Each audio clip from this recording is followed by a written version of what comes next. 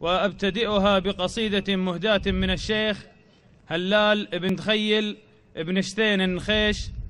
للمحتفى به الشيخ موسى ابن مشرع النخيش. وأبتدئها: سلام يا روس الرجال المناعير، يا العزوة هلي فالأوائل اسراها، كسابة الناموس فعالة الخير، ذخر الرجال اللي ذري ذراها، يوم السنين الماضية والمخاسير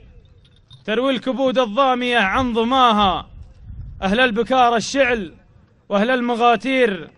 اللي حموها يوم ربي حماها، وقت مضى يوم السنين المعاسير من وسمها كل يهاب مغزاها، ترعى الحياة جنوب ولا ورا النير، ولا شمال الحفر ولا وراها، من دونها من يشبع الذيب والطير، في نجد يوم الحرب دارت رحاها، واليوم في وقت الفرح والتباشير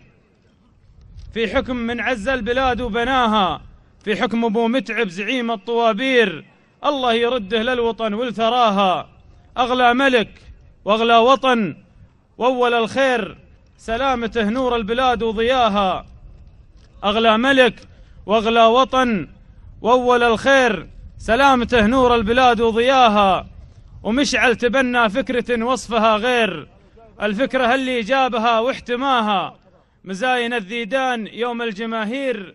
كل يشجع عزوته ما نساها، وانته يا ابو ماهر لك الشكر تقدير، منقيته كل يماري علاها، وانته يا ابو ماهر لك الشكر تقدير، منقيته كل يماري علاها، وضح البكار اللي تسر النواظير، طب العيون العاشقات ودواها، مثل المزون الشامخات المزابير اللي تلالى برقها في سماها، تنومس الهيلة نهار المحاضير، يالله تسعدها وتسعد مساها، مثل المزون الشامخات المزابير اللي تلالى برقها في سماها، تنومس الهيلة نهار المحاضير، يالله تسعدها وتسعد مساها، وصلاة ربي عدو وبل الشخاتير اللي خيلت وامطر سماها. وسلامتكم يا الربع.